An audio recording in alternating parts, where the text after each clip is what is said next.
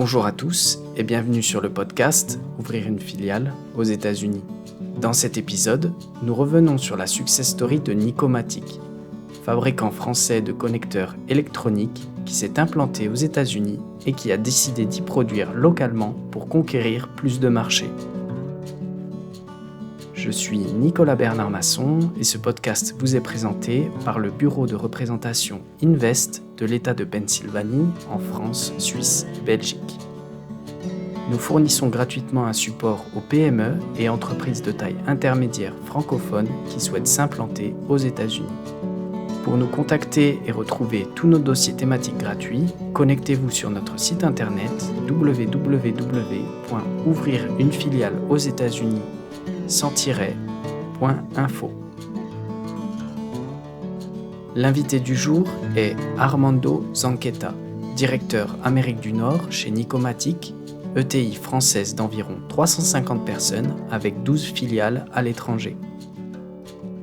Nous échangeons avec Armando sur l'histoire de Nicomatic aux États-Unis, comment ils s'y sont implantés, pourquoi avoir décidé de produire sur place et comment ils gagnent des parts de marché auprès de clients américains. Nous reviendrons aussi sur les forces qui font de Nicomatic une véritable success story française à l'international et comment leur politique d'entreprise permet de recruter et conserver des talents aux États-Unis.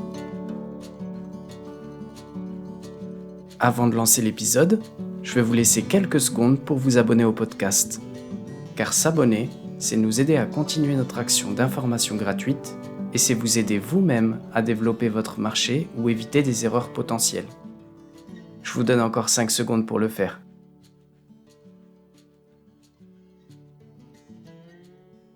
C'est bon ? Vous êtes abonné ? Alors on est parti, je lance le jingle.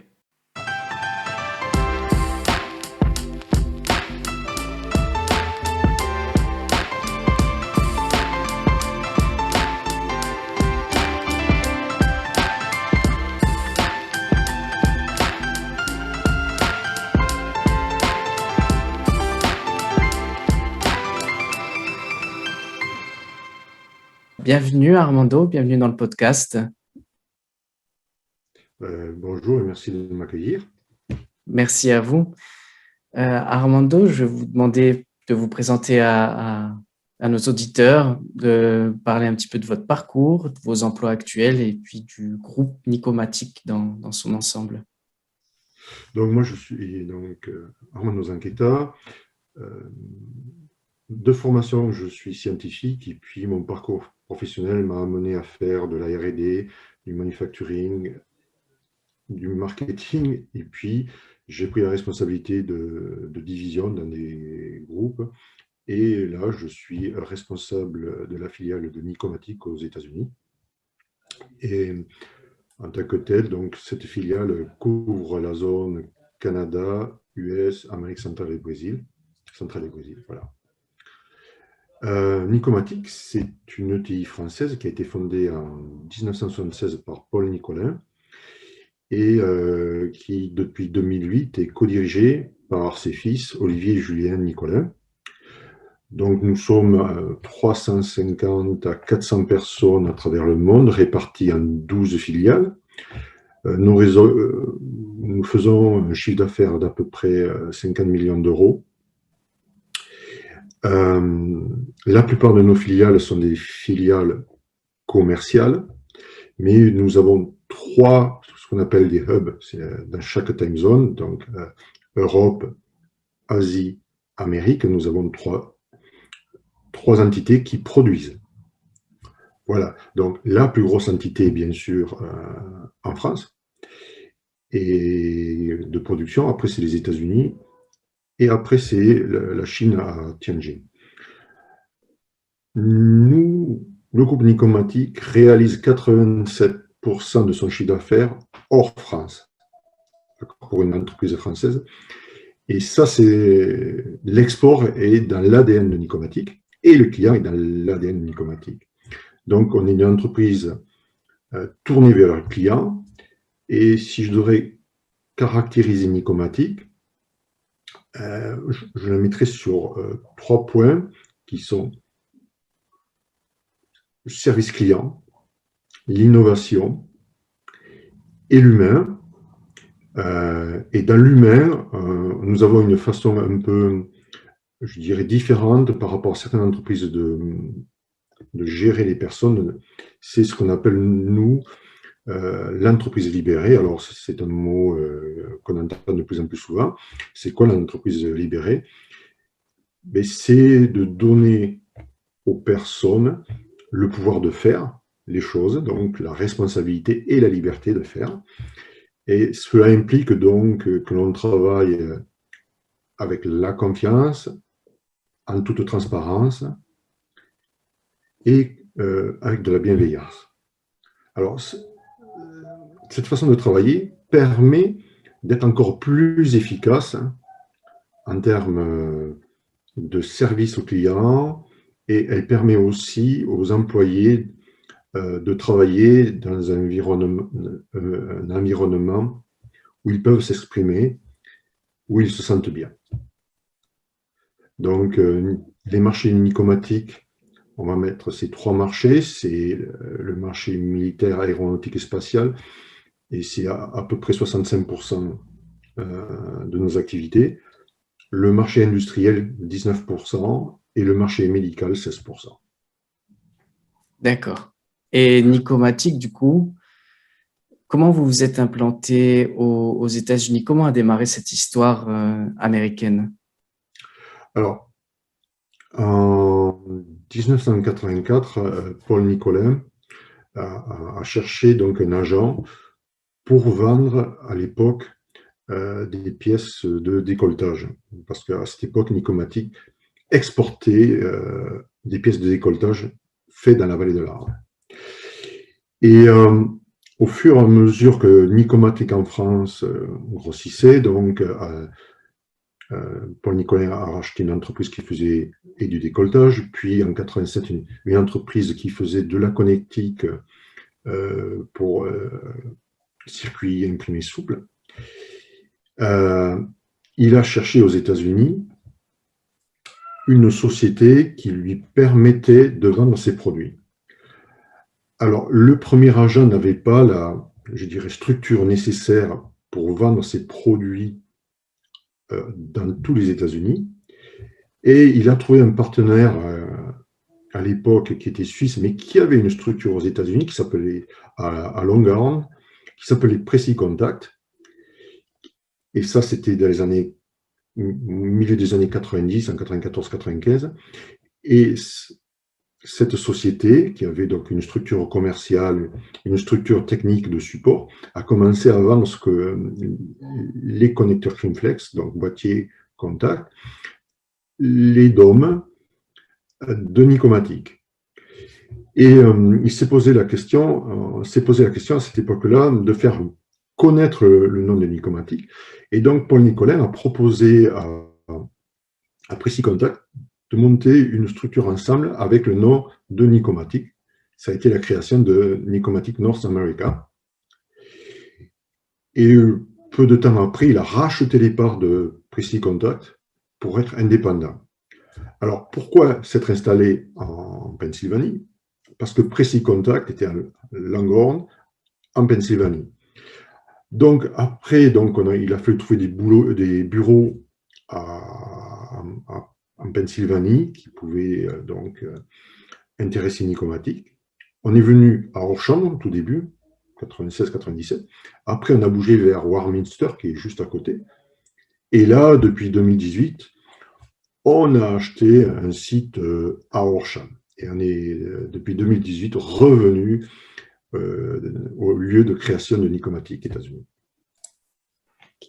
Est-ce que vous avez rencontré des difficultés particulières au premier moment de l'implantation? Est-ce que ça a été un petit peu challengeant pour vous? Alors, non, ça a été très facile. Alors, pourquoi est-ce que ça a été très facile? Pour deux raisons.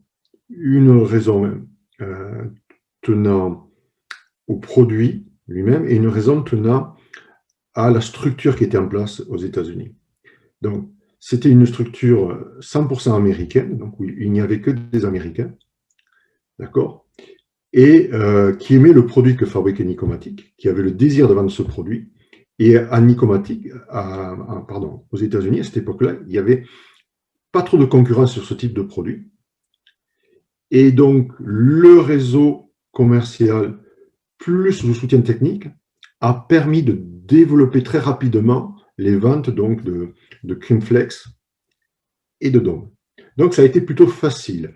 Et cette facilité vient du fait qu'on s'est d'abord orienté vers la vente de produits, mais avec des gens qui savaient, donc des gens locaux, de même culture, de même langue, et qui avaient envie de vendre le produit. Et ça fait la différence. Donc c'est pour ça que ça a été assez facile. Et petit à petit, on a commencé à amener de la valeur ajoutée au produit en faisant de l'assemblage pour des clients états-uniens. Et du coup, au niveau de ces premiers clients, ça a été aussi assez facile de les avoir. Mais une fois qu'on a ces premiers clients, est-ce que développer le réseau vous a pris du temps? Est-ce que justement le bouche à oreille est allé assez rapidement? Comment ça s'est passé ces premiers temps sur la vente? Alors, ça se fait sur les à travers trois axes au tout début, qui étaient les salons, les agents et la vente directe. Alors, est-ce qu'on n'a pas fini de créer le réseau? On est toujours en train de le créer. Et en fait, c'est une histoire qui ne se finit pas. Surtout que Nicomatic, dans la vie de Nicomatic, on est parti de pièces décolletées. Après, on a fait des dômes et des creamflex que l'on fait toujours, qui est un produit important. Et après, on est allé vers la connectique, hein, et les câbles plats. Donc, avec des produits nouveaux, il a fallu toujours faire évoluer ce réseau de vente. Donc, actuellement, on va en direct, on va à travers la distribution. Ok. Alors, il y a un sujet que vous avez brièvement évoqué, c'est celui du service après-vente et de la proximité client. Ça, c'est un sujet qu'on entend beaucoup parler sur le marché américain. Est-ce que vous avez une opinion sur ce sujet-là? Est-ce que le fait de faire du SAV et être très proche des clients a vraiment généré beaucoup davantage de ventes pour vous? Beaucoup plus de Oui, ventes? c'est clé, c'est clé. Mhm. Alors, nous, on ne fait pas vraiment de SAV sur nos produits. Par contre, on fait beaucoup de support technique pour trouver des solutions à nos clients. Hein. Nicomatic, on se place en tant que, je dirais, solution providers, apporteurs de solutions techniques. Hein. Nous avons, j'en ai pas parlé, mais nous avons brièvement différentes gammes de produits. Nous avons de la microconnectique, donc de la connectique, des dômes, des câbles, et de la connectique pour câbles souples. Nous avons dans chaque typologie des produits standards et des produits faits à façon pour le client. Des produits uniquement développés, spécifiques pour un client. Donc, cette proximité-là nous permet de répondre non seulement aux besoins du client, mais aussi en termes de réactivité et de service. Il faut savoir que Nicomatic USA ou Nicomatic Group, on a un taux de livraison de 98% à l'heure sous 1 à 2 semaines. Oui, très rapide. Oui. Et c'est cette proximité avec le client, c'est cette supply chain, courte supply chain, qui nous permet d'avoir cette réactivité et ce bon taux de service. Donc ça, c'est clé. C'est clé de comprendre les peines du client et de mettre en œuvre tout pour les résoudre. Et ça devient d'autant plus facile que l'on produit à proximité du client. Et ça, c'est important. C'est important. Et ce qui est important, donc, c'est la proximité géographique, mais aussi la proximité culturelle. Oui, du coup, vous avez aussi fait attention dans vos équipes à avoir un certain nombre d'Américains, j'imagine, avant peut-être même la production. Ah oui, jusqu'en 2015, Nicomatic USA était 100% américain au niveau des employés. La direction, les équipes R&D, les équipes commerciales, les équipes de manufacturing étaient 100% américaines. En 98, donc, il y a eu une première expatriation de 2 personnes françaises. Et moi, je suis donc au niveau marketing manufacturing. Et moi, je suis le troisième et pour le moment unique personne française travaillant à Nicomatic USA. J'ai un collègue qui va me rejoindre sous peu. On sera 2 personnes. Mais ce qui est clé, c'est et la proximité géographique et la proximité culturelle, quoi, pour mieux se comprendre, mieux se parler et mieux se comprendre aussi dans les process, parce que bon, on est quand même un peu différents, les Français des Américains. On baigne Oui. en tant que Français pas mal dans la culture américaine à travers les films, euh, la consommation, mais il y a quand même quelques différences. Effectivement, effectivement. Justement, sur ces différences, est-ce que du point de vue, je dirais, commercial, point de vue client, est-ce qu'il y a vous avez noté des différences importantes entre les clients français, les clients américains ou les clients asiatiques?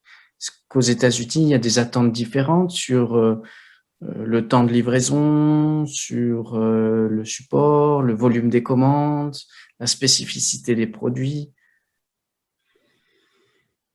Alors, au niveau service, je pense que maintenant, tout le monde veut les produits très rapidement et demande de la flexibilité, que ce soit aux États-Unis, en France ou, ou en Chine. Euh, Qualité, c'est partout pareil. Vous savez, vous avez affaire à des acteurs dans l'aéronautique et le militaire qui sont présents partout dans le monde. Donc, par contre, ce qui est vraiment clé, c'est que le commercial, c'est d'abord de l'humain. C'est dans la façon dont vous abordez les clients ou dans la façon dont vous établissez les relations entre vous et le client. Alors, c'est pas définissable comme ça, c'est de l'humain, c'est-à-dire comment vous établissez les ponts. Et ça, c'est différent aux États-Unis, c'est différent en Asie, c'est différent en France. Oui. Oui, oui, je comprends. Je comprends. C'est pas trop sur, c'est pas trop sur le résultat final. Tout le monde veut des pièces à Des l'heure, pièces avec des standards, demain, ouais. et voilà. Alors après, les Américains s'appuient plus sur le standard que sur le custom design. D'accord? Alors que la France est dans l'entre-deux, il y a du custom design et du standard. La Chine, par exemple, l'Asie, en général, l'Inde aime bien le custom design. Vous voyez? Alors que les Américains s'orientent tout d'abord sur du standard et après, s'ils ne trouvent pas des pièces en standard, vont regarder des pièces spécifiques pour leurs besoins. Ok, intéressant. Et si je creuse un petit peu l'aspect maintenant production locale, euh, pourquoi avoir fait le choix d'avoir une production locale pour des si petits composants qu'on peut peut-être plus facilement envoyer? Est-ce qu'il y a une raison du Made in America? Est-ce que c'est toujours, encore une fois, cette proximité avec le client au niveau de la production également? Est-ce que peut-être dans votre métier, il y a besoin d'avoir entre l'équipe de développement et l'équipe de production une plus grande proximité? Est-ce que c'est pour ça qu'il y a des lignes aux États-Unis ou quels seraient les principaux besoins d'avoir une production aux US? Je pense que il y a plusieurs facteurs. Je ne pense pas que je vais être exhaustif, mais je vais vous donner ce qui me semble pour moi important. Donc, la proximité client, c'est un fait. D'accord? Ça permet d'être rapide, flexible. Mais alors, ce que ça amène au groupe Nicomatique, il y a quelque chose qui est difficilement quantifiable, c'est que vous avez des talents partout dans le monde. D'accord? Les Oui. talents ne sont pas qu'en France ou aux États-Unis ou en Inde. Et tous ces talents font que Nicomatique est plus fort. Donc, et ça, c'est important. Et il y a des choses que moi j'aime bien, mais ça, c'est personnel. C'est le métissage, comme en parlait le philosophe Michel Serres. Je pense que le métissage amène beaucoup partout. Et ça amène beaucoup d'efficacité. Donc, la, la façon de travailler aux États-Unis est très différente de la façon française. Elle est ni meilleure ni moins bonne, elle est juste différente. Par contre, dans chaque façon de travailler, il y a des choses très efficaces et pouvoir utiliser ces leviers efficaces, ça rend une entreprise très efficace aussi. Donc, il y a la proximité client, il y a le fait qu'on se parle la même langue, qu'on se connaît parce qu'on a la même culture. Donc, c'est important. Ça, je dirais, c'est. Et puis, il y a la chose qu'on ne voit pas de suite, mais qui construit une entreprise, construit la robustesse de l'entreprise, qui est les talents que vous amènent les gens que vous trouvez partout dans le monde. Et c'est vrai partout, en Inde, en Chine, à Singapour, en Corée. On apprend beaucoup de nos différences et ça rend l'entreprise plus forte. Et pour monter cette unité de production avec tous ces talents, est-ce que c'est compliqué de monter cette unité de production aux États-Unis? Vous faites venir peut-être des machines de France, vous les commandez peut-être aux États-Unis. Est-ce que le montage de l'usine, trouver le bâtiment, est-ce qu'il y a des difficultés particulières pour monter l'unité de production? Alors, on est propriétaire de notre bâtiment depuis 2018. Bon, moi, je venais juste d'arriver, mais c'est pas moi qui avait. Je n'étais pas dans le processus d'acquisition de ce bâtiment, de ce magnifique bâtiment, qui était une ancienne poste, hein, un centre de tri, un ancien centre de tri, avec plein de possibilités. C'est fantastique, parce qu'on est en train de faire plein de choses. Non, je pense que de la façon dont Nicomatic fonctionne, ça a été facile parce que on, on fixe un cadre général avec des objectifs où aller et ce sont les personnes qui y vont de leur manière. On ne dit pas il faut faire ceci ou il faut faire cela. On fait confiance aux personnes. On a des collaborateurs très performants, très efficaces et on leur laisse le choix dans la façon de réaliser l'objectif ou la mission. Non, alors, et ça c'est vrai en France, c'est vrai partout chez Nicomatic, c'est vrai aux États-Unis, avec des différences, hein, voilà, hein, parce que les gens sont différents, les cultures sont différentes, mais nous avons bâti notre organisation dans la responsabilité et la confiance. Donc, en laissant les gens faire leurs choses, donc, parce qu'ils sont responsables, et en leur donnant la liberté, le pouvoir de faire les choses, et en faisant confiance, c'est plutôt facile et rapide. Vous voyez, là, on est en train de monter un atelier de moulage, parce qu'on va développer 2 nouvelles gammes de connecteurs aux États-Unis. C'est géré depuis les États-Unis avec des sous-traitants américains et ça fonctionne très bien, comme ça fonctionne très bien en France. Mais ça c'est plus la culture d'entreprise qui est pour la responsabilisation et la liberté d'agir qui facilite cette façon de faire. Oui, je pense que ça facilite l'internationalisation de l'entreprise. On vous indique le chemin et chacun peut prendre le chemin en fonction de la culture, de la personne, des talents, des possibilités, des processus locaux. Des processus locaux et le pouvoir est donné localement. C'est pas, il n'y a pas une entité qui dit à 6 000 ou 10 000 ou 12 000 kilomètres, il faut faire cela. Donc, on a un objectif commun au niveau du groupe. on a défini aux États-Unis une stratégie, c'est-à-dire le chemin qu'on voulait emprunter pour arriver à cet objectif commun, et on fait confiance aux personnes. C'est très bien. Voilà. C'est très, très bien. Et alors, il y a une question qui me vient comme ça, mais pourquoi, alors, je ne sais pas si vous avez la réponse, mais pourquoi avoir fait le choix de monter votre propre unité de production Nicomatic plutôt que de racheter une unité de production américaine, une petite société américaine qui produit déjà des composants?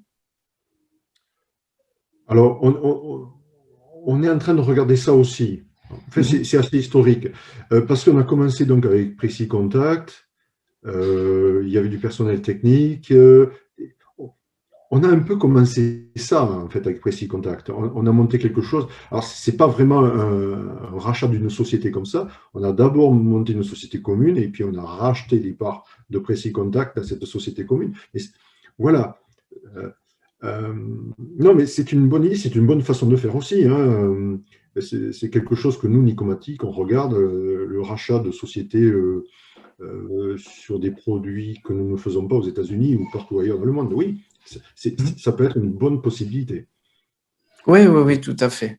Tout à fait. Après, c'est vrai qu'on a beaucoup tendance ces derniers temps, ou en tout cas peut-être de mon point de vue, à voir beaucoup d'acquisitions. Et c'est toujours passionnant pour moi de voir des personnes qui font grandir leur filiale ou font grandir leur entreprise en interne au niveau des capacités de production, plutôt que de racheter des sociétés qui, encore une fois, de mon point de vue, peut-être un peu plus à la mode, je dirais, aujourd'hui. Oui, puis après, je pense qu'il n'y a pas vraiment de mauvaise solution. Il y a Des toute solutions. solution. C'est une solution. Oui. Dans ce cas-là, on utilise celle-là et elle marche plutôt pas mal. Ok, c'est intéressant.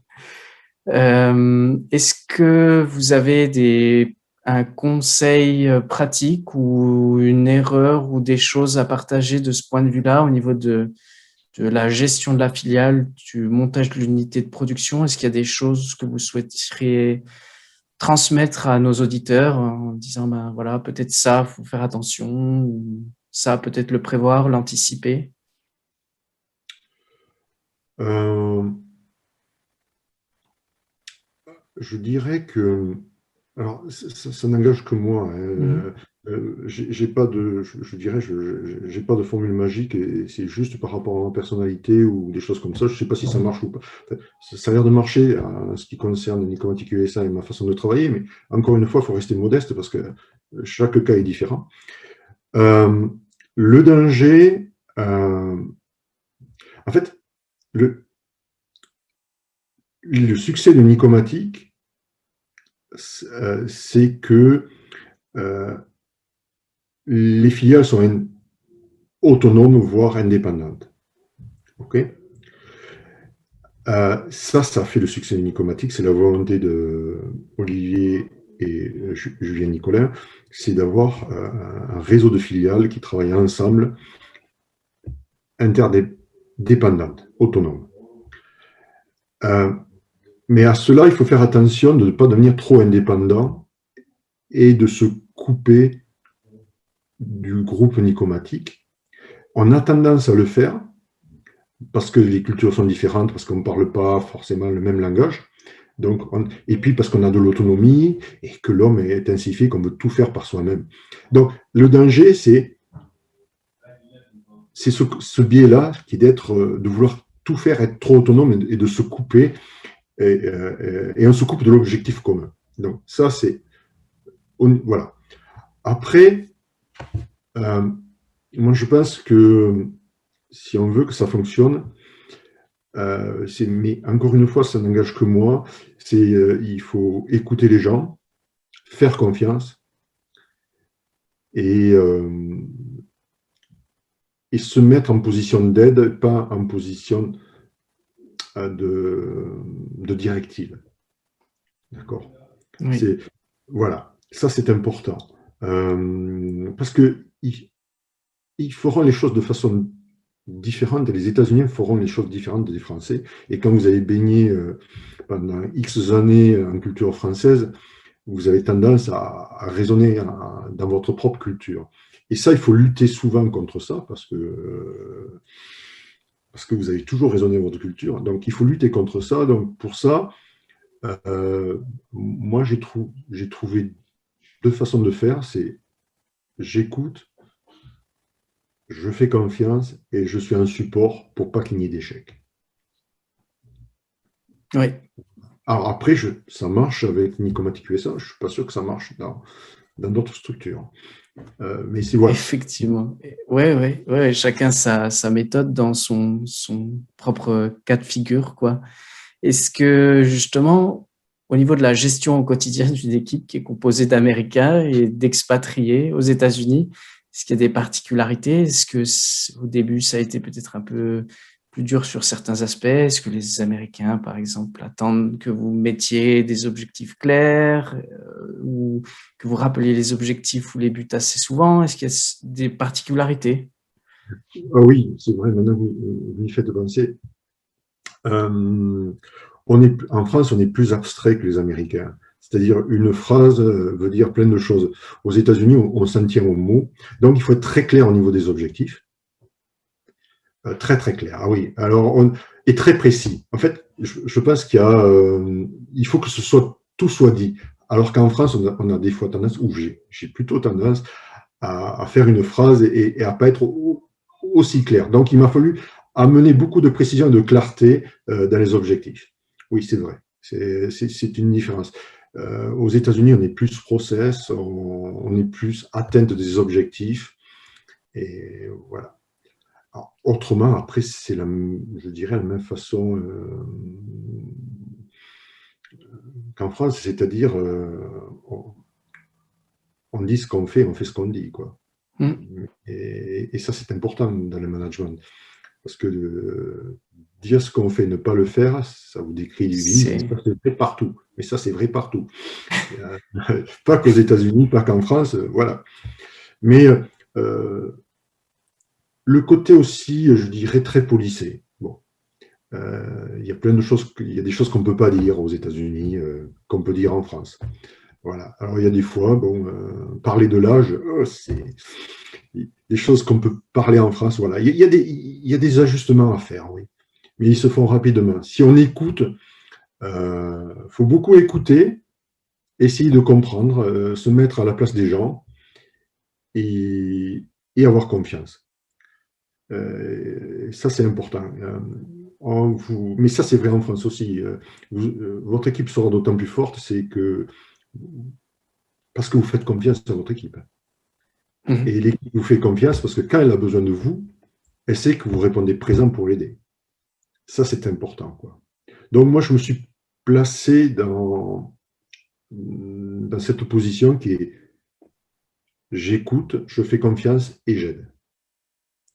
Donc, on définit clairement les objectifs, on laisse les gens prendre la responsabilité et faire ça à leur manière pour atteindre ces objectifs. Et quand ils sont en difficulté, on vient les aider pour surpasser la difficulté.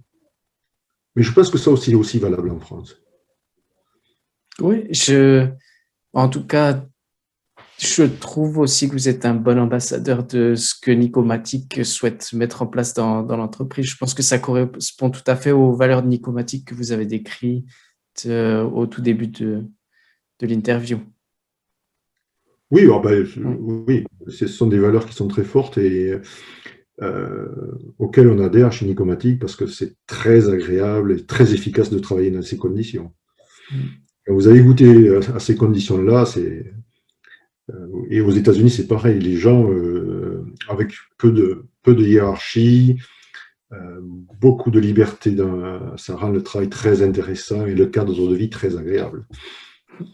Est-ce que c'est dur pour vous de garder les employés ou pas? Est-ce que ça a facilité? Je sais qu'il y a beaucoup de personnes qui se demandent, voilà, aux États-Unis, il y a beaucoup de turnover. Les Américains vous pouvez les virer du jour au lendemain, mais eux aussi peuvent partir du jour au lendemain. Est-ce que vous avez des petites techniques? Est-ce que ça a majoritairement favorisé le fait que vos employés restent chez vous? Alors, ça fait partie. Alors, je pense que la responsabilisation, donner le pouvoir aux gens de faire, et l'entraide et la confiance, et la transparence aussi, parce que la transparence est important pour la confiance. Hein. Ça en fait partie. Euh, il y a une autre chose qui en fait partie aussi, et qui peut être un peu inattendue, c'est le côté, je dirais, sécurité français.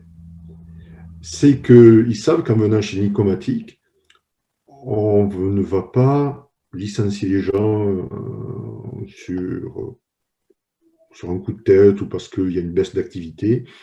Il y a aussi cette sécurité et on travaille pour donner aux gens, par exemple, on participe à l'assurance santé, on est en train de travailler pour avoir une assurance santé gratuite pour tout le monde.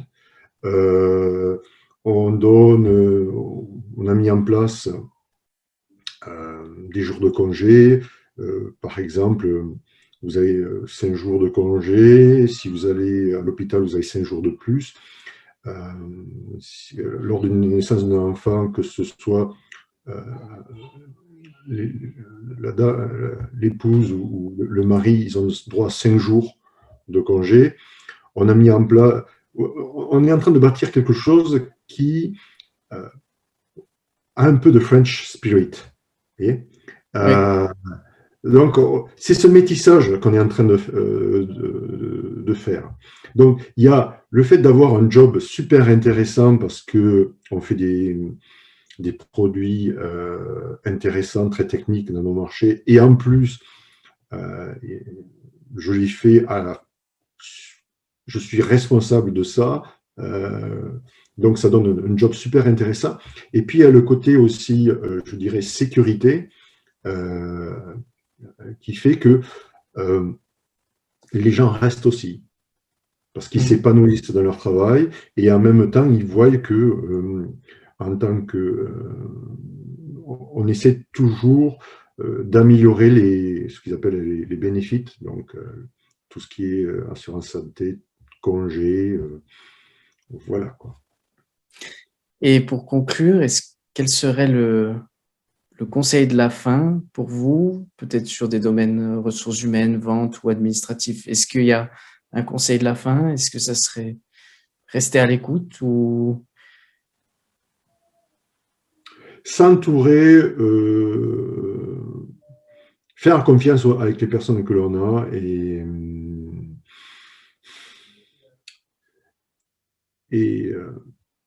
oui, c'est avoir confiance, quoi. Oui, Là, je pense que l'écoute, encore une fois, l'écoute et la confiance qu'on a aux gens et la transparence vous permet de bâtir une bonne équipe. Euh, voilà comment je fais. Bon, il y a d'autres façons de faire, mais euh, il y a certainement d'autres méthodes de faire peut-être beaucoup plus efficaces. Mais ce qui réussit à Nicomatic, c'est on a monté une équipe euh, qui s'entraide. Parce que l'entraide aux États-Unis, en Nicomatic USA est très importante. D'ailleurs, tous les nouveaux arrivants, on a embauché justement des commerciaux, ont été étonnés de voir que quand ils ont une question ou à gagner une affaire ou à développer un produit, ils ont une équipe derrière eux sur le site qui va les aider à convaincre le client ou à aider le client et définir ses besoins. Donc, moi, je crois qu'il faut s'entourer de personnes, leur faire confiance et leur donner le pouvoir d'agir. Et après, ça roule bien. Vous voyez, tout recrutement, par exemple, on est en train de faire des recrutements, là, à R&D, on a fait des recrutements pour le moulage, et on s'est entouré de diverses personnes du site, en production, en R&D, en commercial, et on a regardé quelle était la personne dont le profil, non seulement, je dirais, technique, mais aussi humain, allait le mieux s'insérer dans l'équipe. C'est une super approche. C'est vraiment une super approche. Mais je pense qu'on fait ça aussi en France d'ailleurs. C'est l'esprit nicomatique. Hein. C'est pas. Voilà. Je pense que la façon dont nicomatique se définit, donc l'impulsion donnée par Olivier et Julien, on le ressent partout de façon un peu différente, parce que bon, les cultures sont différentes, mais on est tous comme ça, quoi. On est tous, on est tous dans cette démarche-là. Ok, super. Ben, merci beaucoup pour ce mot de la fin. Merci pour l'interview, Armando. Merci à vous. Où est-ce que les personnes peuvent vous contacter, vous rencontrer peut-être sur LinkedIn? Vous avez peut-être un profil sur LinkedIn, sur Armando Zanqueta sur LinkedIn. Je peux laisser mes coordonnées, mon mail, mon téléphone. Je vous les laisserai. Et puis, ok, super. Je peux répondre, mais encore une fois, c'est ce que je vis et c'est peut-être très différent ailleurs. C'est sûrement très différent ailleurs parce que les gens sont différents, les choses sont différentes. Voilà, c'est comme ça que bon, on fait ça chez Nicomatique et chez Nicomatique. Oui. C'est toujours un très bon témoignage et un super retour d'expérience. Après, chacun récupère de tous les témoignages qu'il écoute ce qu'il peut récupérer, quoi, dans tous les cas. Super. Merci beaucoup, Armando. À très bientôt. Et bonne journée à vous. Merci. Merci.